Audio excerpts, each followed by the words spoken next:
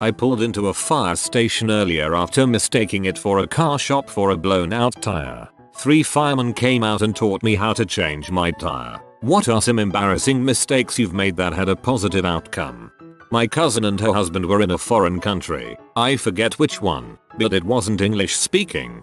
Driving through the countryside when they happened upon a nice looking restaurant. It was right around dinner time, so they went inside and asked for a table. The staff looked at them kind of funny, but that's to be expected when there's a language barrier. After being seated, my cousin and her husband ordered food off of the oddly sparse menu, and as they were waiting, they noticed something strange. Everyone in the restaurant looked like they were 80 or 90 years old. They dismissed it as a strange coincidence, and soon their food arrived. As the meal progressed, things began to seem more and more unusual. The diners all seemed to know one another. The waiter was helpful, but it almost seemed like he was hiding something. And lastly, my cousin realized they'd seen almost no cars parked out front, but the restaurant was full. By the end of the meal, my cousin and her husband discovered the truth. Instead of finding a quaint roadside diner, they'd wandered into a private nursing home during dinner time. The staff had quickly figured out my cousin's mistake, but played it off like they were a typical restaurant. They had a good laugh about it at the end, and the waiter got a huge tip. Until the final paragraph, this seems like something out of the Twilight Zone. My story also involves firemen. I am a property manager at an apartment complex, and one day me and my maintenance guy were testing our fire alarms. We inadvertently set them off, which caused 4 fire engines to pull into our property within a matter of minutes. We were apologizing profusely, but the captain informed us that they had been giving some first graders a tour of the firehouse when the call came in. So 60 or so kids got to see these guys jumping down the fire pole. Lol. Get into their gear and speed away. All of the children were in awe with their jaws on the floor. The firemen were still all smiles about it when they pulled into the property. TLDR. Made some kid's day by accidentally setting off a fire alarm. Ah crap. Better find another car shop. This one only seems to service fire trucks. I want you to know that while I was perusing, this smart little comment was indeed the most amusing. I moved to the US from Morocco in 2003 and learned English from scratch. On my 3rd week or so of school, the teacher was handing out a quiz activity sheet and instructed us to clear our desks and set our textbooks on the floor. I turned and asked a classmate what floor meant, and she laughed and then told a few more girls so they could join in on the giggles. Then, this girl came from across the room, looked at all of them and said, "She's been here 3 weeks and she already speaks English better than you. So stfu." Then she taught me what floor meant and sat by me the rest of the school year and helped me understand the teacher better. She became a close friend and a sort of guide for me while I adjusted and got over the culture shock. I'll never forget her.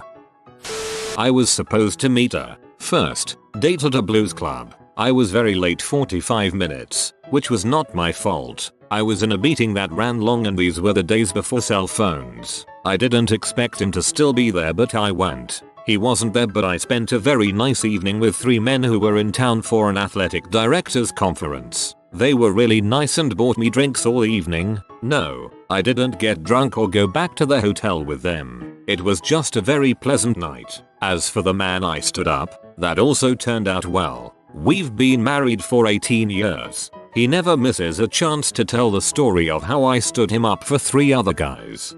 This is why you always have a first date at a blues club. If you get stood up, you just identify with the singer more. I forgot my debit card at home and didn't know how to pay with cash on the do-it-yourself tellers, so I went and paid at a cashier and met my current laddie friend. In case anyone is wondering, you put the cash in just like a vending machine. Probably the best idea ever, seeing as the lines are 1/5th of what the cashiers get.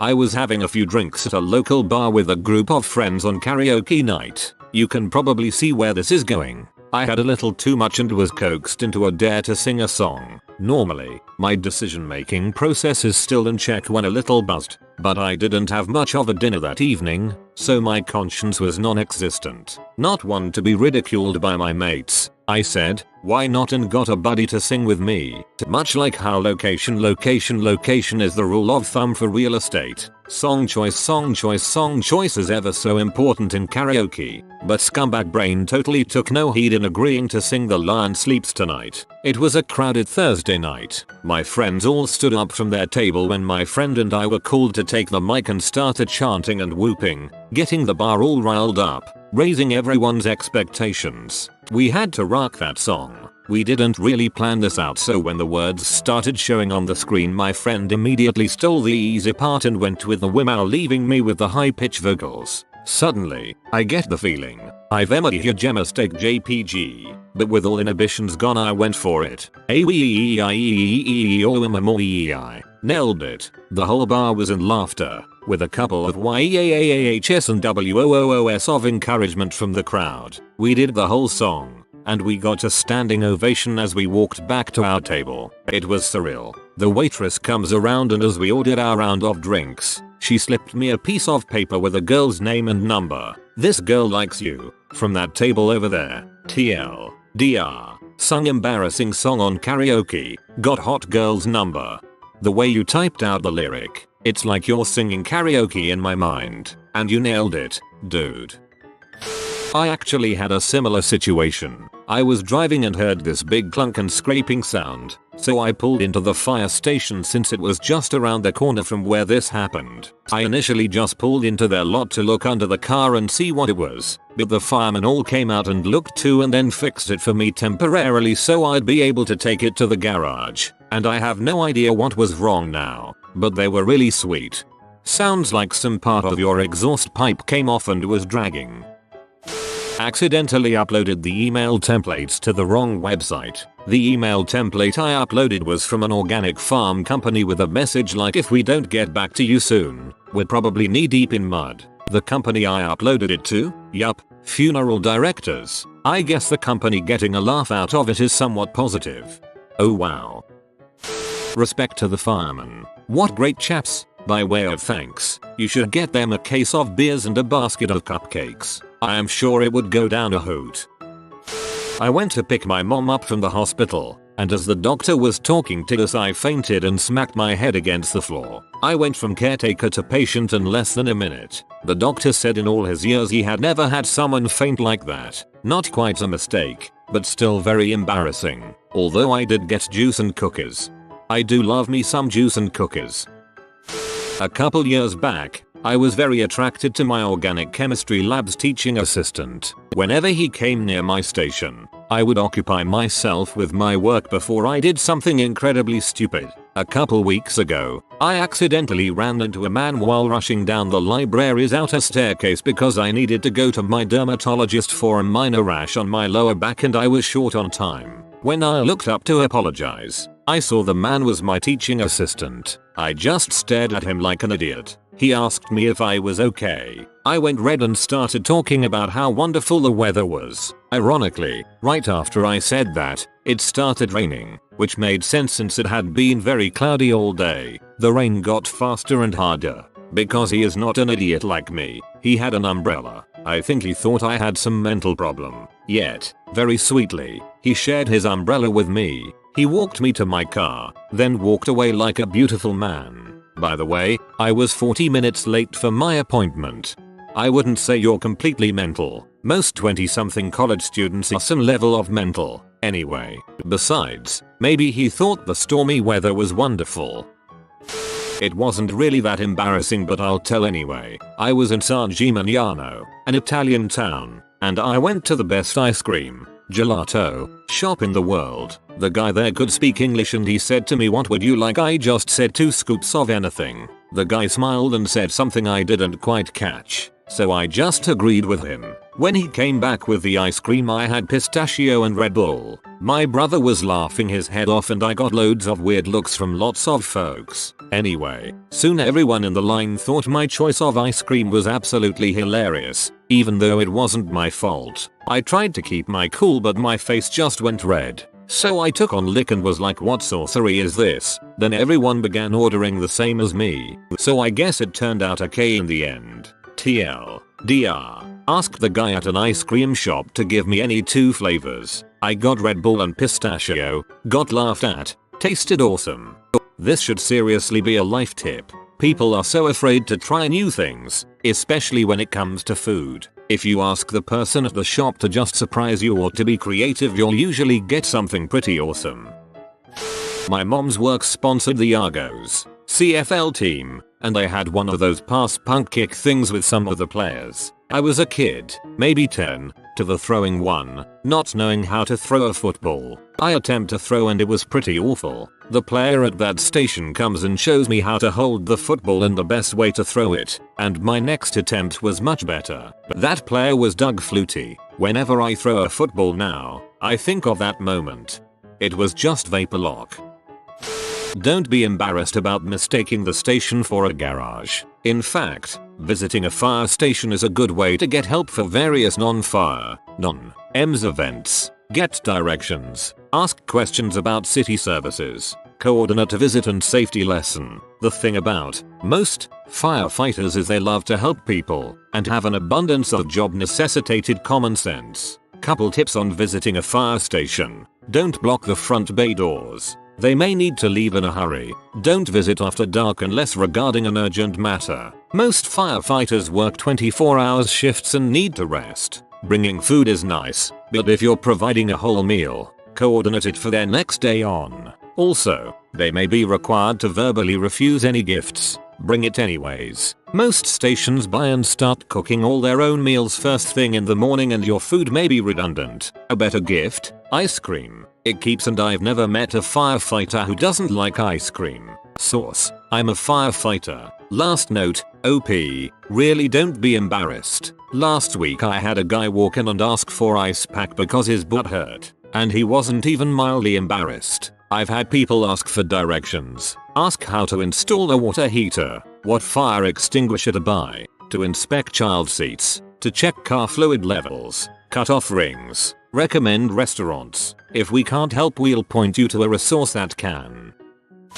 I was working a job. I wish I could tell you what the job was cause it would make this story more interesting, but alas, I cannot. It required me to sit in a hotel lobby for hours at a time. It was boring as heck, but hey, I was getting paid to essentially do nothing. So a group of people that were staying at the hotel came down from their rooms and sat in the lobby. First thing I thought was, people OOD. Anyway, to cure my boredom I started chatting them up and they were actually really cool and really fun to talk to. So eventually I asked them why they were staying here and one of them says, oh, our band is playing here. And I said, oh cool, you're in a band? What's your band called? And they say, Alabama Shakes. My eyes go wide and I instantly feel like an idiot for not recognizing them. I practically yell at them. I listen to you guys every night before I go to bed. They were flattered and laughed. It's so awesome to meet artists you adore and to find out how down to earth they are. For the rest of the day they would come in and out of the hotel, and whenever they saw me they would chat me up for a bit. It really made my day 100% better. TLDR. Worked boring job in hotel. Accidentally befriended the Alabama Shakes. Boredom cured. I was working a job. I wish I could tell you what the job was cause it would make this story more interesting, but alas, I cannot. Dang. Someday I really want to have a job I can't tell anyone about.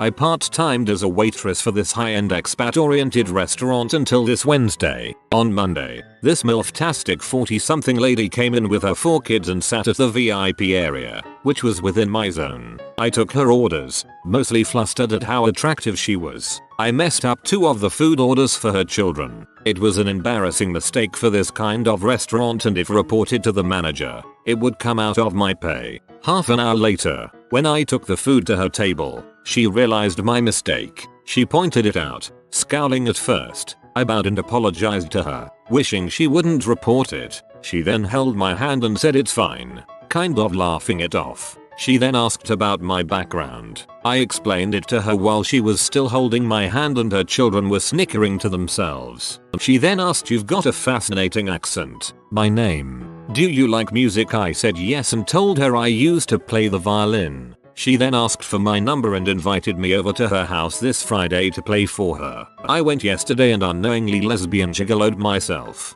She pounced me after I played Paganini's Devil's Laughter for her. I still have the marks where she dug her nails into my thighs. Fun times.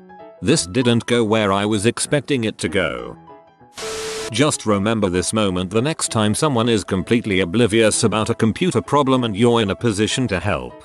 I always assumed that geeks had an interest in how cars work too, since they both are fun to tinker with. Guess I'm the only one. This just happened to my cousin. She needed 2 new tires and her dad told her to go to Costco and pull right into their car shop. Instead, she pulled right through the huge doors in the front of Costco into the store. She pulled through to where people go into the grocery store of Costco. Had to be hilarious to be working that day. They had to tell a 19-year-old girl to please back her car out of a grocery store. She was quite embarrassed. "Mom, can you please remove your 2,000 pounds vehicle from the front of the store? Thank you."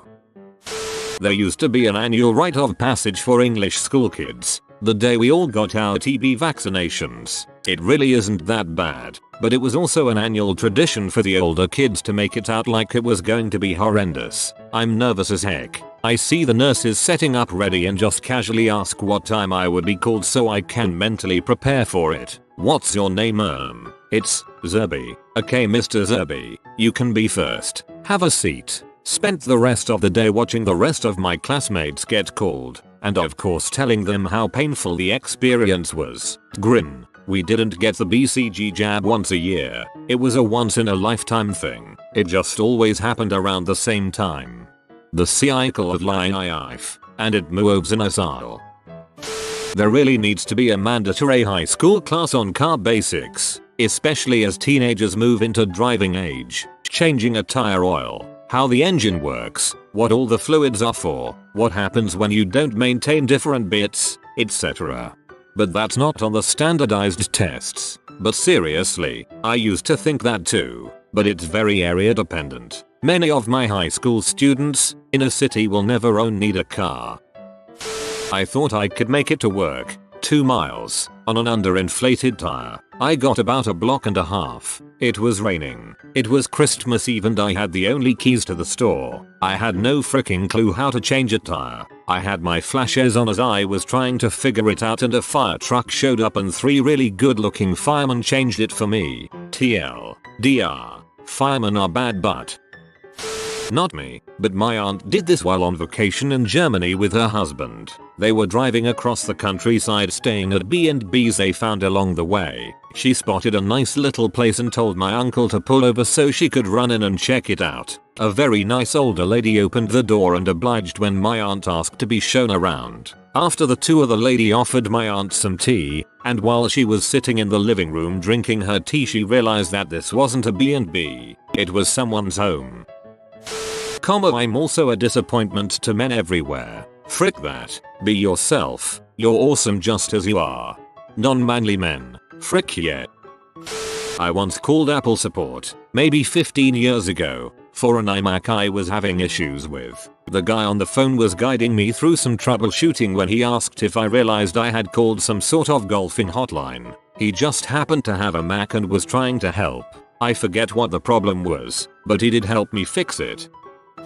I was just getting back in town, having spent the better part of my day wade fishing on the coast. I was dressed in pretty ratty clothing, torn jeans, faded and torn shirt, ancient tennis shoes and no socks, and fairly soggy. I ducked into a gas station near my place to pick up a pack of smokes, and locked my fricking keys in my car. Apparently, Slim Jim lockpicks were legal in Texas at one point. That isn't true anymore, because I walked to every single business within 10 blocks looking for one with no luck. Finally I came across the neighborhood fire station. The place seemed completely deserted, except for the open garage doors and bags of serious looking firefighting stuff. I tentatively approached the open garage, calling out hello every few steps to announce myself. The foremost thought in my mind at this point was that I did not want to startle an entire fire crew, possibly armed with axes, by stumbling through their back door. Keep in mind that I am still dressed in what is essentially a Seahead costume. A sudden commotion in the parked fire engine caused me to pause and a minute later a guy pokes his head out of one of the side windows. I explained my situation and he told me to hold on. He vanished back inside the truck and there were a couple of minutes of considerable racket like he was digging through a huge pile of stuff. After a while I heard him go ha and he walked out from behind the back of his fire engine carrying a long black case. It was the most amazing lock popping kit I have ever seen. The guy showed me how to use everything and told me I could walk the kit down to the end of the block to the gas station where I had left my car, as long as I brought it back within a half hour or so. I was done in 10 minutes and returned to a completely silent and seemingly uninhabited fire station. After waiting around for 5 or 10 minutes I gave up and stuck the kit next to a pile of gear just inside the door. That guy saved me a whole shitload of grief that day. TLDR. In an emergency, go to the fire department first. Those guys are freaking awesome. Something similar happened to me when I was 19. I was in an empty parking lot. My tire blew out. It was my first car and my ex-stepfather had failed to teach me basics about car maintenance. Some guy pulled up next to me, hopped out of his truck, and asked if I needed help. I asked him to show me how to change a tire, because no one had taught me before. He had no problems walking me through it step by step. He didn't do any work, just told me what to do. Awesome guy. I'm habitually horrible at purchasing gifts for people. We didn't celebrate birthdays around my household very often, and when my brother and I became teenagers, Christmas was virtually non-existent. So, a few years ago I was convinced by a now ex-girlfriend to buy a gift for my mother for her birthday, something I had never done. I bought her a vacuum cleaner. When it was explained to me that this wasn't an appropriate gift, my argumentative response was, what's the point in getting someone something if they aren't going to use it? My mother vacuums. I bought her a vacuum cleaner. Makes perfect sense to me. I decided to just start giving people money or gift cards. It's a lot less harmful that way, apparently. My mom got me a vacuum for my day a few years ago. I have cats and they shed, so she got me a bad but one made for pet hair. I agree with you. I'd rather have stuff I'll use than crap I put on a shelf or would never use. We learned the law of cosines in Cal 2. I went to my professor's office hours to ask if there existed a law of sines. Turns out that each implies the other. Felt like a dumbass, but I learned something that I otherwise would, perhaps, not have known. I was a finance major as an undergrad and completely forgot about pre-calc from high school. So yes, this was college, not HS.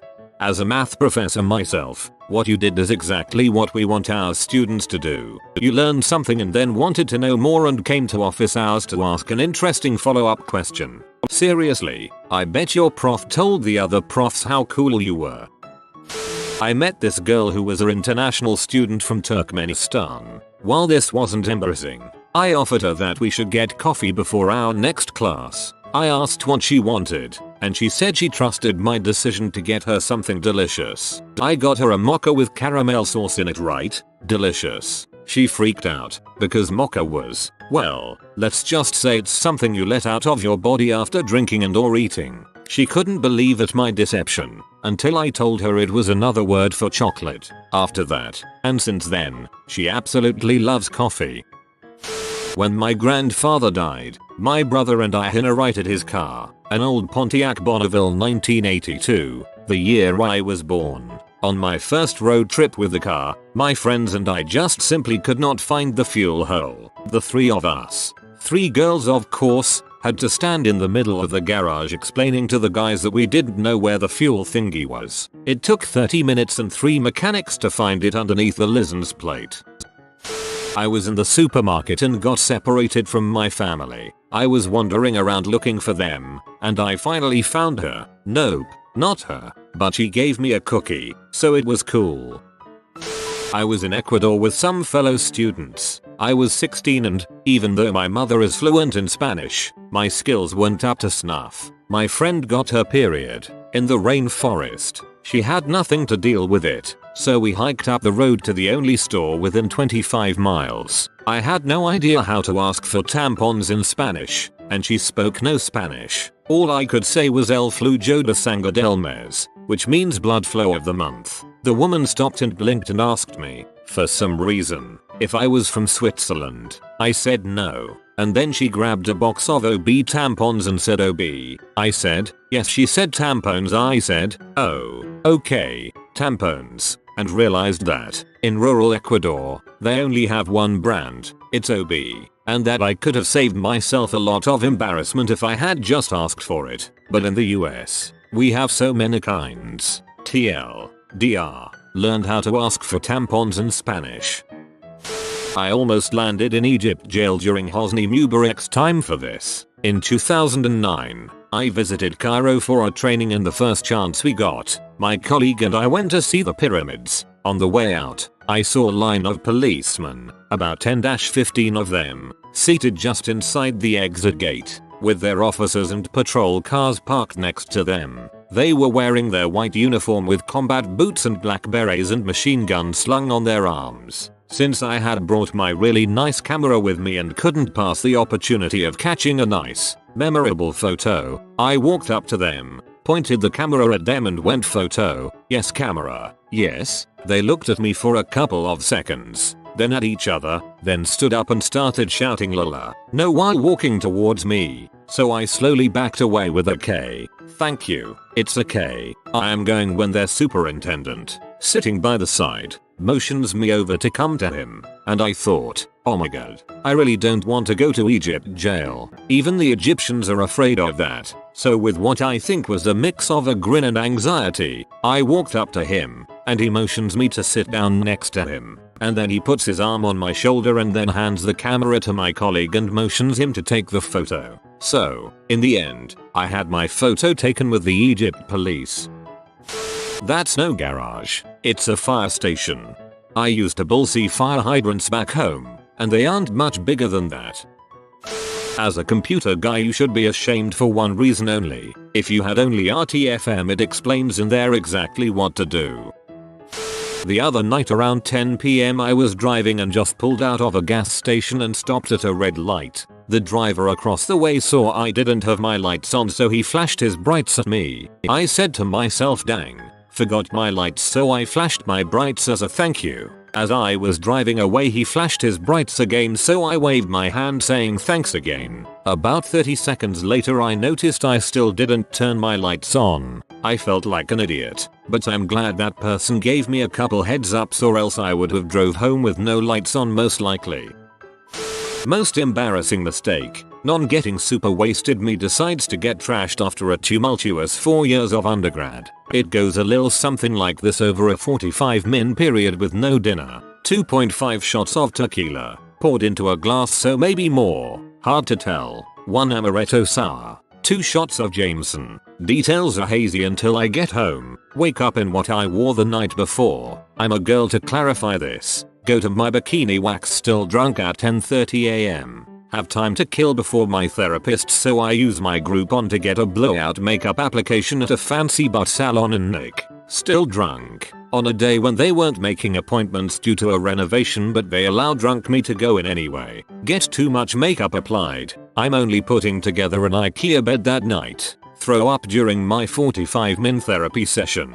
Drunk shop for a bikini for my upcoming trip to Puerto Rico. Drunk putting together a bed from IKEA. TL. DR. I was drunk from 1 AM to 6 PM the next day while getting salon services, seeing my therapist, shopping, assembling a bed. Positive outcome, bed is awesome. I just wanted to remark that firemen are freaking awesome. They're incredibly capable and helpful people, who when not saving our lives and property are bored out of their goddamn minds. Every day I drive by the station a few blocks down and there's a guy out in the parking lot on an exercise bike with some earbuds in, watching traffic go by while he works out so that he can carry me down some stairs if need be. Firemen are hot. Zuko said hi. Once I got pulled over for speeding, and after the officer gave me my ticket, he heard some squealing from my engine. He asked me if it always did that. I said yes, and then he asked me if I had any tools. So I told him yes, there was a small kit in my trunk. I popped the trunk and the hood and the officer showed me how to tighten my belt to stop the squealing. Also I laughed when I looked at the ticket and realized that I had no chance in court, because his name was, crap you not, Officer Wisdom. Everybody should know how to change a tire, spark plugs, and oil in their own cars. You are paying people for the equivalent of you installing RAM into their computer. You are paying people for the equivalent of you installing RAM into their computer. Interesting, when you put it that way. I love doing this stuff on my own, but currently live in an apartment. Since I've lived here I've realized why people use quick oil change places. I miss having a damned garage to work in. I was a virgin and missed and put it in her butt. She was cool with it. This did not happen.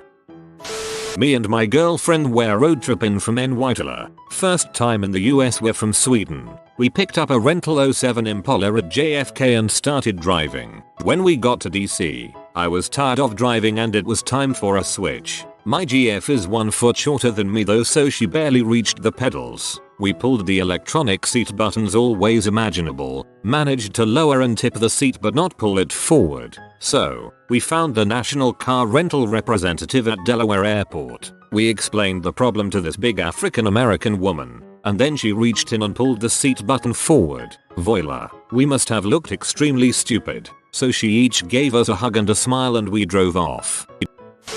I am a scrawny butt man. I'm straight. I'm also a disappointment to men everywhere. Man hugs. Every day I step out of the house.